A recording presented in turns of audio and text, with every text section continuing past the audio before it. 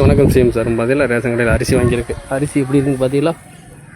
அரிசி குண்டுன்னு இருக்குது பாருங்கள். நீங்கள் கொடுத்த அரிசி தான், ரேஷன் கடை அரிசி. நீங்கள் அப்படி பேசிக்கிருக்கீங்க.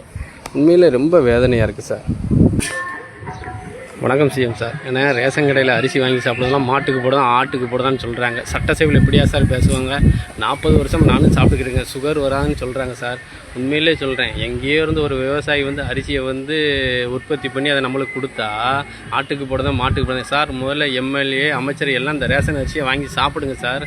அதுக்கப்புறம் நீங்கள் சட்டசபையில் வேறு மாதிரி பேசுங்க. என்ன சொல்கிறீங்க? கவர்மெண்ட் ஆஸ்பத்திரிலையும் ஏழைகள் தான் பார்க்குறாங்களா சார்? நீங்களும் போய் கவர்மெண்ட் ஆஸ்பத்திரியில் ஆப்ரேஷன் பண்ணுங்கள். நீங்களும் உடம்புக்கு சரியில்லைன்னா பாருங்கள் சார்.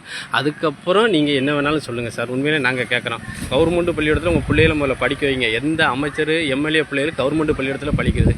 எல்லாம் தனியார் பள்ளிக்கூடத்தில் ஃபீஸ் கட்டி நீங்கள் தானே சார் படிக்க வைங்க, பெரிய பெரிய பள்ளிக்கூடத்தில். வேறு எதுக்கு சார் இப்படி பேசுகிறீங்க? யாருக்கு சார் இலவசம் கொடுக்கீங்க? உண்மையிலே சொல்கிறேன், அந்த விவசாய கடன் தள்ளுபடி பண்ணலை முழுவதுமா. 2500 மகளிர் உரிமை நீங்கள் சொன்ன வாக்கு சார். அதை விட்டு நீங்கள் இனோவா கார் எதுக்கு சார்? 40 லட்ச ரூபாய்க்கு கார் எதுக்கு சார்? அவங்களாம் நடந்து போக முடியாது சார். உண்மையில் அவங்களுக்குலாம் கார் இல்லையா சார்? மக்கள் வேதனையோடு கேட்குறாங்க சார். இவ்வளோ நிதி எதுக்கு சார் ஒதுக்குறீங்க? காரு வேணுமா சார்? உண்மையில் உங்களுடைய நிதி பணமா, இல்லைனா நீங்கள் நடித்த பணமா, இல்லை மக்களுடைய வரி பணமா? மக்கள் கேட்குறாங்க சார். மக்களுக்கு நல்லது கொண்டு தான் சார் உங்களை ஆட்சிக்கு வச்சுருக்கோம். அந்த ஆட்சி உண்மையில் நீடிக்குமா நிலைக்குமான்னு தெரியல சார். எல்லோரும் சட்டசபையில் பாட்டு போடுதாங்க.